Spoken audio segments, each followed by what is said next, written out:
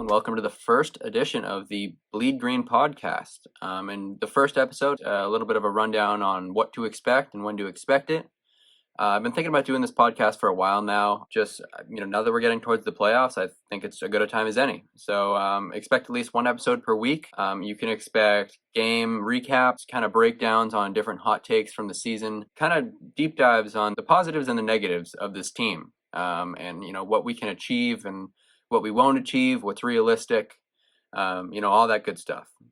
For all the non-Celtics fans that came here from, whether it be my Twitter or the YouTube channel Hoops Empire, I will also be posting a bi-weekly podcast called the Hoops Empire Podcast to talk more about what's going on all around the NBA. And so pretty much just keep track of both if you can. A main reason why I'm starting this is because I'm really just tired of the negativity and the pessimism that surrounds Boston media. I think it's become pretty cancerous at this point. It's always just trying to break the team apart, always looking at the negative aspect of everything, saying they'll never be good enough.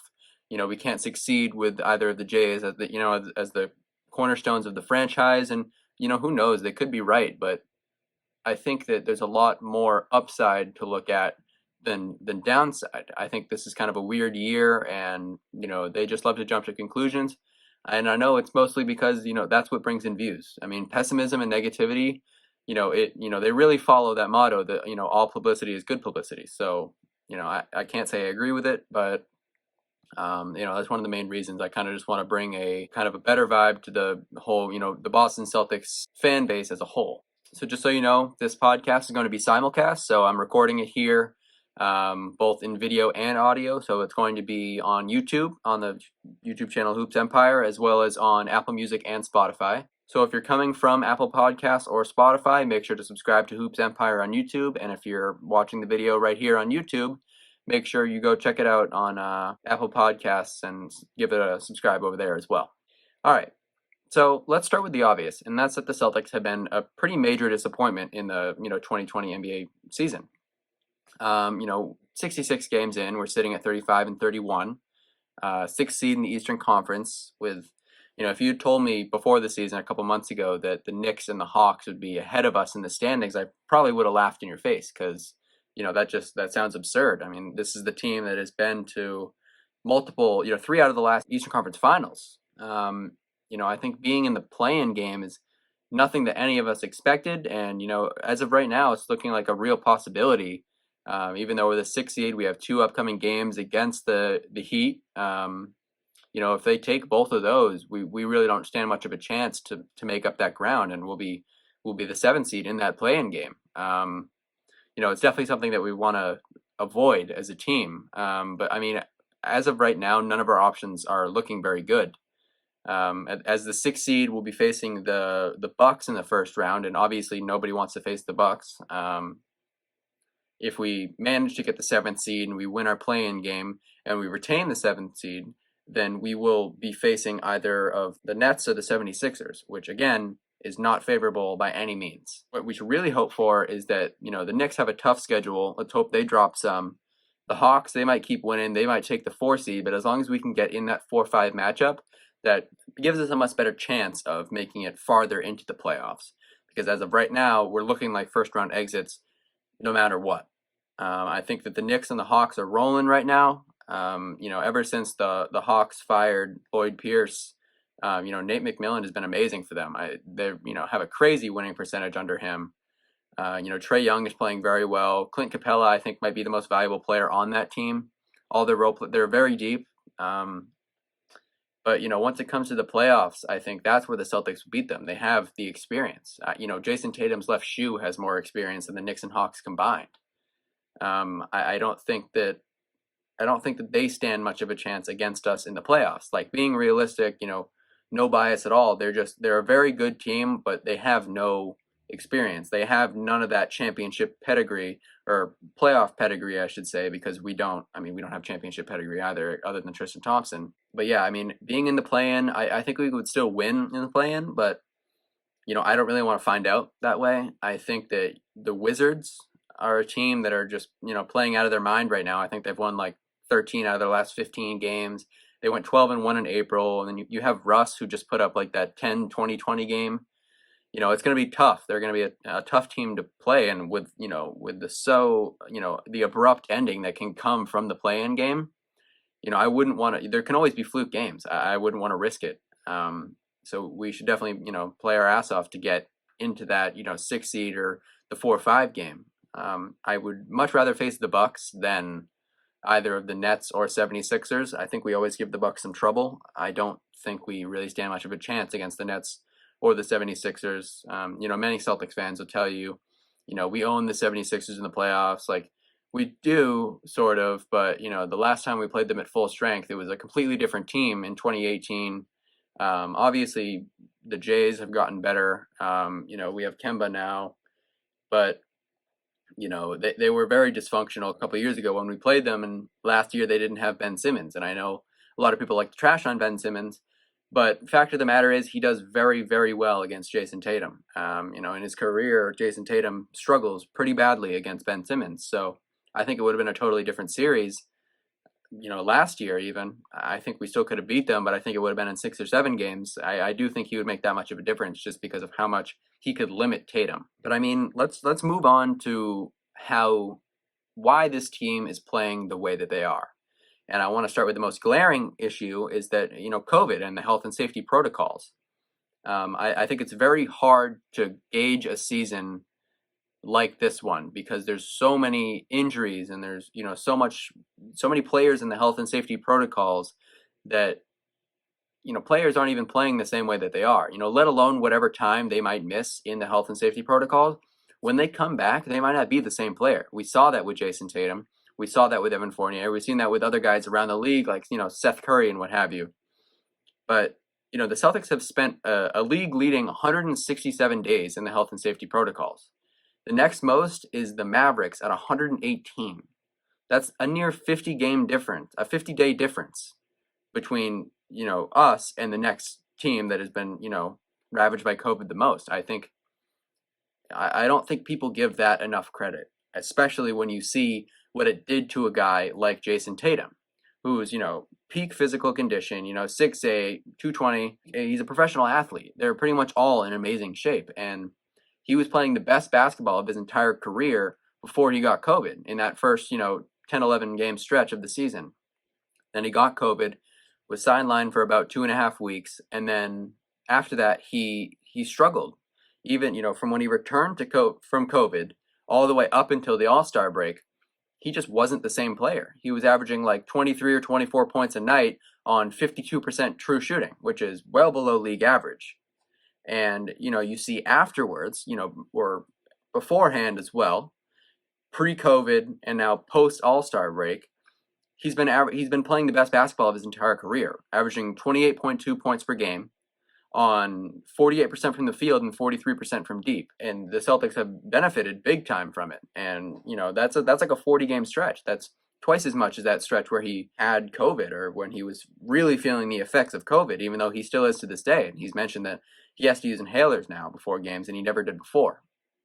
I hate how people try to discredit, or deny the effects that COVID has on players because, like I said, we've seen it with Tatum, we've seen it with Fournier, and like, do people really think it's a coincidence that Jason Tatum has been playing the best basketball of his entire career in the stretch where he hasn't been as affected by COVID this year, and then he's been playing the worst basketball of the last 2 years, which is like, when he really entered all-stardom, like during that 20-game stretch where he was, where they played like 23 games in 36 days, he was playing like 36, 37 minutes a night during that span.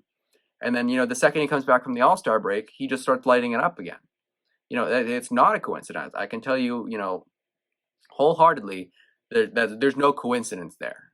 Tatum is an amazing player. His game was pretty much ruined by COVID. He's a high-volume shot creator, and that takes a lot of energy, every play up and down the floor. And we've seen him earlier in the season and now post-All-Star break, he's been taking it to the rim a lot more, which really increases his points, his efficiency, and everything. I mean, in that span, he's almost shooting 50, 40, 90, which is absurd. I mean, I don't think any Celtics fan thought that Tatum would be in the 50, 40, 90 club for such a long period of time. He's always been labeled as kind of an inefficient, shot chucker by some people or a black hole by other people. But I mean, he's really proving that wrong. We also have Evan Fournier, who obviously when he came here, he kind of had that dud of a game, like the over 10. But afterwards, those like next 2 or 3 games that he played before he got COVID, he was on fire. He was shooting like 70% from the field, averaging nearly 20 points. And, now we see him, he missed like a month from COVID, and he came back and he was bad again. Like, he just wasn't playing well. And again, people try to discredit him, say that, they were, he's making excuses saying that he's having like concussion like symptoms. But I don't see how it's an excuse. COVID might affect everyone differently. Like, he's clearly, he was saying that he was having depth perception issues. And when you have depth perception issues, you pretty much can't play basketball, because that's all basketball is. You have to see how far you have to shoot it into the basket, or you have to see how far you are away from your defender, or how to time passes, how to time everything. And how are you supposed to play basketball when you can't even perceive depth correctly? And it was very clear that was happening, because he was turning over the ball, he was missing layups, he was airballing threes, etc. Like, he was just he wasn't playing good, and it showed. And his comments, it gave some validity to his play, and it made us all understand why he was struggling. And in these couple games since, I think he had like 21 on 8 for 10 the other night, and he had, I think, another 20 or 18 on like 8 for 14 last night. He's been playing pretty exceptional basketball these last couple games, and that's just with some rest, some time off. All right, let's move on. Breaking down like the current playoff seeding. So you have the 76ers at 1, Nets at 2, Bucks at 3, Knicks at 4, Hawks at 5, Celtics at 6, Heat at 7, Hornets at 8, Pacers at 9, and Wizards at 10. So that's everyone that's from the 1 seed all the way to the end of the play-in. I think, like I said before, definitely want to try to avoid that first round matchup versus the Bucks. As it's looking right now, if we stay at the 6th seed, it could be the hardest path to the finals maybe in NBA history. We would have to face, the 1, 2, and 3, or the 3, 2, and 1, in that order. And I mean, I don't think we would stand any chance, but if we did end up making it to the finals, I mean, that would be the hardest path ever. Because not only is it the 3, 2, 1, it's also, these teams are playing some of the best basketball we've seen. I mean, the Nets are obviously just a different animal. They're probably the best offensive team we've ever seen. Even if, Kevin Durant were to go 0 for 20, you still have James Harden and Kyrie Irving to back him up. You have Blake Griffin, who's playing, 10 times better than he was with the Pistons. Obviously, they lost LaMarcus Aldridge because of retirement. But Bruce Brown's a great player. Joe Harris is like shooting almost like 50% from 3 this season, which is just absurd. And I mean, they're a team you just don't want to see. Although they do have defensive struggles, I really don't think it matters. I think that they are going to break the mold in terms of just being an offensive team and not a defensive team. And they're very middle of the pack, possibly even bottom third in defense, but it really doesn't matter because of all the offensive firepower that they have.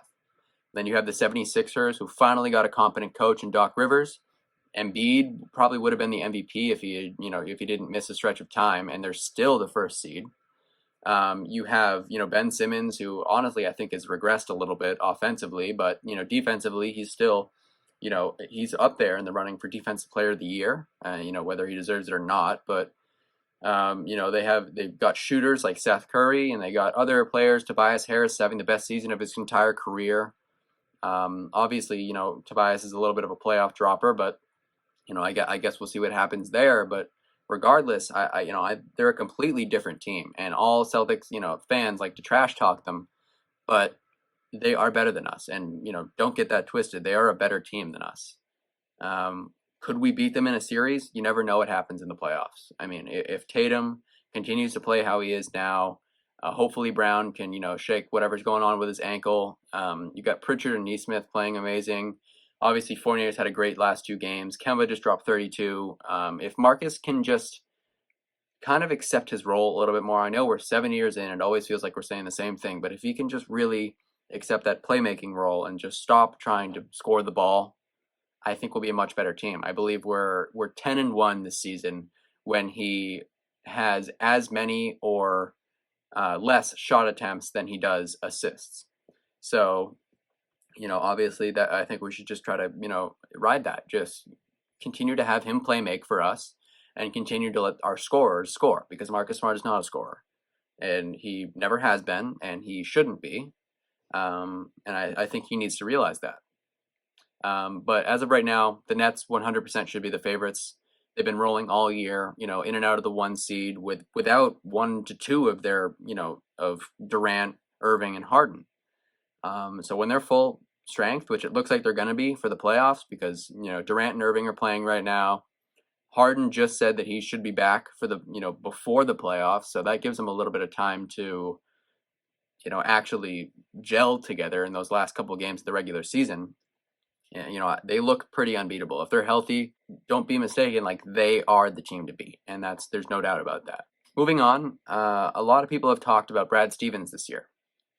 A lot of people have mentioned that while he's smart, he shouldn't be the coach because he can't control a locker room. I personally think Brad is one of the most intelligent coaches in the entire league. He definitely knows his X's and O's.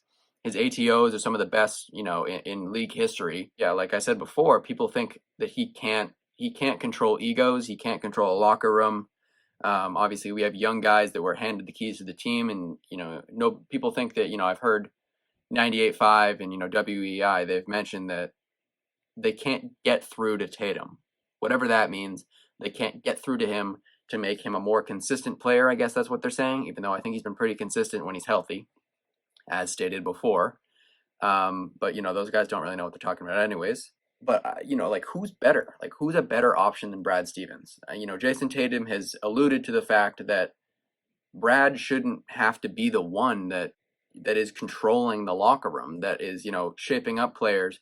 These are all grown men. Like they might have egos, but they should have a little bit of decency, a little bit of awareness of what they're doing, and I think that they do.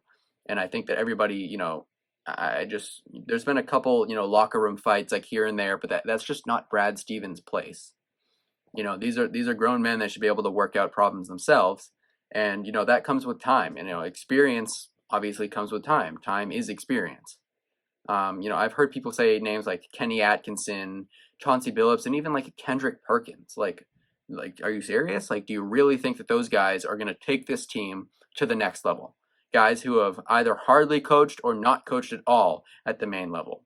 Guys like, Felger and Maz have said that Kendrick Perkins was the one that made Jason Tatum rise his game. And I think that's a terrible, terrible take. Like, do you really think that Jason Tatum is basing his entire game off of what Kendrick Perkins thinks of him? Because I don't. I mean, I don't think anyone should think that. I think it's kind of absurd that, they're just looking for talking points. That's all they're doing. They're looking for talking points when people say things like that, because Kendrick Perkins is not the reason that Jason Tatum went out and scored 53. He's not the reason that Jason Tatum scored 60 in the biggest comeback in the last 25 seasons. He's not the reason that Tatum's been averaging, 35 points over the last 10 games. He's not the reason for any of that. And neither is anyone else other than himself and, his teammates that needing him to do so. I think it's just kind of absurd the conclusions that people come to with these sort of things. Moving on to a topic that a lot of people think of. What is the dream offseason? Because obviously, I'm sure the players and the coaches all have championship aspirations, but realistically, that's not going to happen. I sure hope it happens, but realistically, like I said, it's probably not going to happen. So in a dream offseason, I would say probably we should get like a playmaking, a bigger point guard. One name I've always had my eye on is Lonzo Ball. We would have to get him in some sort of sign-in trade because the Pelicans have his bird rights, but he declined. I'm pretty sure he declined a contract extension with the Pelicans this past offseason. So I think it's pretty clear he doesn't want to be there. They keep losing. He was on the Lakers, he was traded, and the Pelicans have just been losing ever since, even with Brandon Ingram and Zion Williamson, who's been, pretty transcendent in his play. And he's only played like, 70, 80 games, but regardless, he's been, probably a top 15 player in those 70 or 80 games. So, I think he's going to be gone anyways. I think the Pelicans are going to be looking to get value Whether they want like Marcus. I mean, honestly, I think I'd do Marcus at this point, but I would rather not.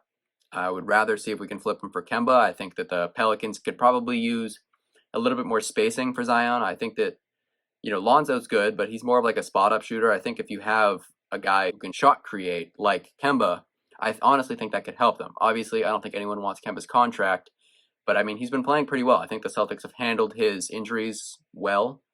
And I think he's a different player than a lot of people thought he was earlier in the season, which is good to see. So even if we keep him, it's good to see. I think he can be a pretty big contributor on this team, as he has been. I think we also need to get some wing depth. I'm really, really impressed with Aaron Nesmith. I think that he never really got the time. I was a pretty big Nesmith fan, especially in the draft, even before we selected him. So I was pretty ecstatic when we took him. But, obviously he had his struggles. He hardly got playing time when he, first started playing. He was getting, 20 minutes in a blowout, then he would get, 3 DNPs, and then he would get another 5 minutes in a close game when we were shorthanded and this and that. It's hard to gain any continuity playing like that. So I can't blame the guy for not being consistent and not really just not being good in general. But, we've seen what can happen when we give him the time, because he's been exceptional in these last, 5 games or so. He broke his career high like 3 nights in a row because we were giving him the time. He's been shooting like 60% from deep. Obviously that'll cool down, but he's super, super high energy. And, it's very, very valuable having someone like that. Obviously we have Smart, who's always making the hustle plays, but Nesmith right now is like that perfect blend of, he's got that rookie fighting for minutes mentality, but he's also being a significant contributor. He's playing great defense. He's passing the ball well. He's running plays well. He's picking up on rotations before they happen. He's making shots. He's driving to the basket.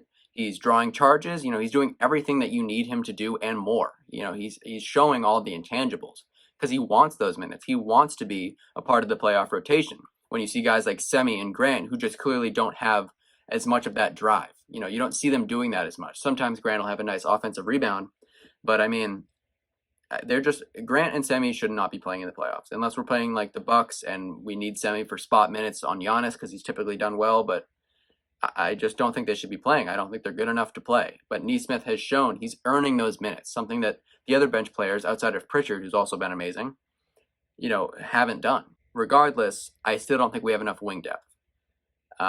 So maybe if we can try to clear up some cap space, whether we wouldn't have Tristan anymore, create another trade exception or, something like that. I would like to get some guys who are like some unrestricted free agents, like Doug McDermott, PJ Tucker, Trevor Ariza. If they all leave, if they don't re-sign with the teams that are currently with, I think those could be just, pretty key, 7th, 8th, 9th men to go into the playoffs with next season.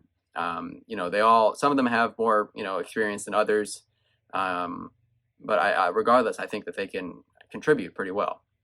Another thing I would love to do, and I think should be one of the main ideas of the offseason, is to re-sign Evan Fournier. And obviously, he's had his struggles, but in his healthy games, he's been pretty amazing for this team. I think he can be a perennial 6th man of the year candidate if we snag him on a 3 to 4 year deal. And, I think he's a pretty exceptional player. He's a great scoring burst off the bench, and I think we could really use him, especially in the playoffs. I know he's had a tough playoff run in the past, but he's been with the Magic. I mean, nobody expects the Magic to do anything. With a decreased role, I think he can be, pretty good for us. Another thing is, people always talk about needing a center, but I think that they just completely ignore the one that we have on the team already in Robert Williams. Obviously, we need to focus on his health. We need to get him, to be able to play, 28 to 32 minutes a night. But I mean, when he can, I wholeheartedly believe he can be anywhere from like the top 5 to 10 in centers. He's exceptional. He's leading the NBA right now per 36 in steals and blocks combined. He leads the Celtics in nearly every advanced stat. I'm pretty sure he's 3rd in like player efficiency rating in the entire league. And I mean, he's an effective player night in, night out. Every single one of his minutes, he makes them count. Him and Tatum have developed a great pick and roll game. Obviously, Rob can catch any lob within like 10 feet of the rim, which is absurd because of his like 7'6" wingspan at 6'9", which is insane. But I think he is the center of the future, and I think that he is going to be one of the best centers in the league when he enters his prime. All he needs is that continuity. He needs the minutes. He needs the health. Obviously, he just had like a knee issue, but he said it was unrelated to anything else. His hip hasn't really flared up, which is good, which is what held him out for a lot of his first and second year. I think he's gonna be a real difference maker. I believe the Celtics are 10 or 11-2 when Rob is starting, which is really all you can ask for. I mean, he's clearly a difference maker. But yeah, I mean that's pretty much going to wrap it up for this first episode of the Blue Green Podcast. I think that heading into the playoffs, I think we can make some noise. I don't think we can go very far, but I think maybe at best another Eastern Conference Finals run. I don't see us getting past the Nets. I think they're too good. I don't even really see us getting past the 76ers. I can see us beating the Bucks. That's the only real top 3 team I can see us beating. I can see us beating a lot of the teams coming out of the West, actually, but because we always play well against a team like the Nuggets or the Clippers or the Suns or obviously the Jazz have done pretty well against us, but I'm not sure how far they'll go. But it's really going to depend on the play of Jason Tatum and Jaylen Brown, especially Jason Tatum. I think Jaylen Brown needs to be a very, very good complementary piece, still putting up around 25 points a night, but we're going to need Tatum to be like this MVP level player that he's been over the last month or so. I think he was robbed of Player of the Month, but the media loves New York, so that's okay. But yeah, I mean that's pretty much going to wrap it up for this episode. Again, if you're listening on Apple Podcasts or Spotify, make sure to subscribe to Hoops Empire on YouTube. If you're on YouTube right now, make sure to hit the notifications and also subscribe over on Apple Podcasts and Spotify. And have a good one.